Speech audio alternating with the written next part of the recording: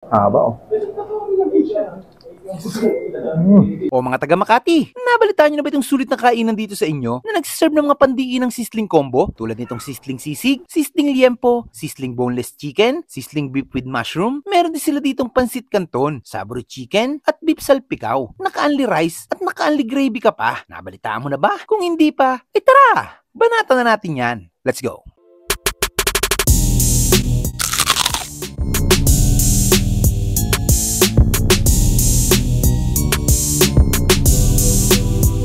Hi, ako po si Lando, isa po sa ng Tito Eats. Ini-invite po namin kayo na pumasyal dito sa aming simpleng kainan dito po sa Makati, San Isidro, corner Finlandia Street, Volta Street sa 2117F. Try nyo rin pong tikman yung mga solid foods namin dito. Marami rin po kayong pagpipilian.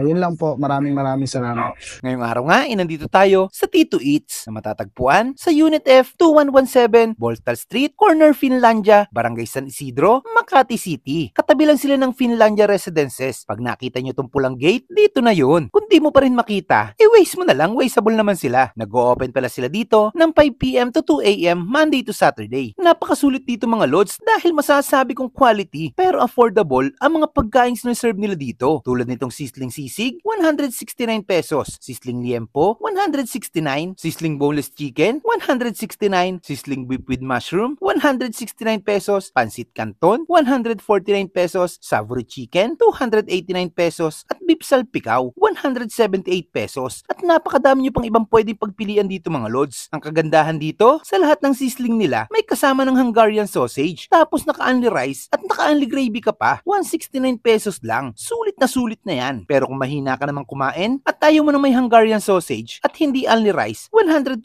pesos lang. Solid din yung pansit canton nila dito. Na ganitong kadami ay 149 pesos lang. May isang kawali ka na. Grabe yan, kahit tatlo na kami ay hindi pa namin maubos. At wag mo rin palalampasin yung savory chicken nila na talagang mula labas hanggang kaloob-looban nanunuot talaga yung lasa. Medyo maliit lang ang pwesto nila dito. Kaya yung mga customer nila, halos puro delivery lahat. Kahit kakabukas pa nga lang nila, tambak na agad yung mga order sa kanila. Nakakailang balik-balik na nga si sir dito Hindi na nga namin pinatagal, nag-order na kami ng mga pangmalakasang pagkain nila dito. At syempre, tulad ng lagi nating ginagawa, manonood na rin muna tayo kung paano nga ba nila ginagawa yung mga pagkain sinaserve nila dito. Sa kitchen pa lang nila, masasabi kong malinis. Kaya goods yan. Ilang sandali lang, dumating na rin ang mga order namin. Kaya bago pa maubos ang kwento ko, tara! Kain muna tayo. Ay mga kabangers, hindi tayo ngayon sa Tito Eats dito sa Makati. Ay, napadayo na tayo dito. Tara, banatan na natin to.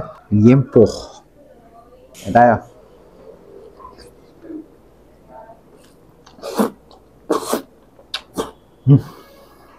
Yup.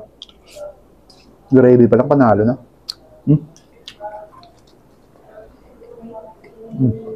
Ano na ito?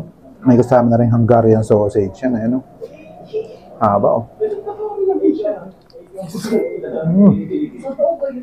Sakto-sakto lang yung timpla ng gravy. Tikman na rin natin to, beef salpikaw. Tikman natin.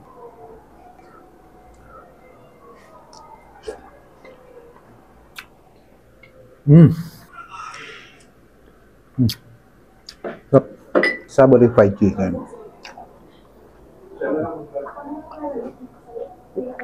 Yeah.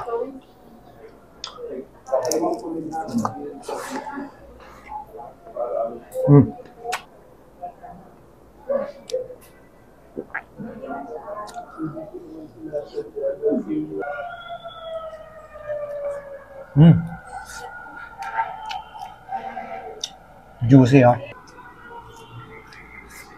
Malasa. Sasagarin mo talaga hanggang buto, Panalo yung fried chicken nila dito. Try nyo ito pag pumunta kayo dito. Talagang halatang halata mong minarinate ng matagal. Kaya talagang pasok na pasok yung lasa sa chicken. Hindi mo na kailangan ng gravy dito, malasa na. Tikman natin yung pansit.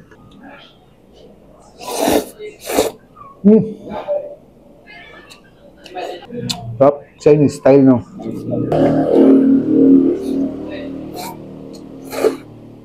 Top, solid. Isang kawali, napakamura lang. 149 pesos. Parang good for 2 to 3 person na siya. Pati yung beef salpikaw ito. Try nyo rin to. Solid din to. Nambista nyo na dito sa Tito Eats. Dito sa Makati. Napaka-solid dito mga lods.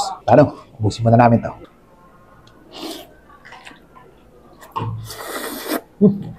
Sarap ng pancit canton nila, oh. Para siyang ano, huling nakatikim ako doon sa ano, sa ibang bansa pa.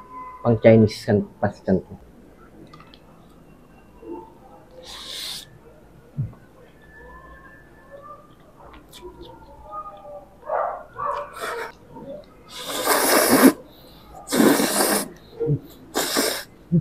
Panalo, sarap. Saktong-sakto ang lasa niya. Hindi siya maalat, hindi rin mataba. Panalo sa akin panlasang ganito. Wala mo ng kanin.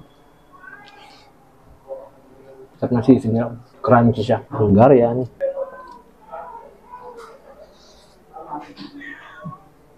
Panalo. Beef with mushroom.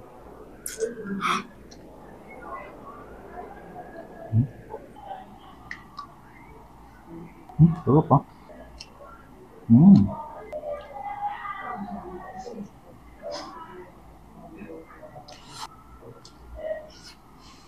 Sarap. Ito naman sizzling boneless chicken.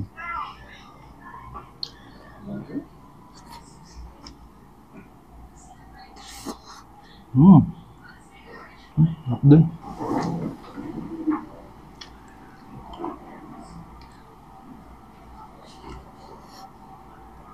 Sarap.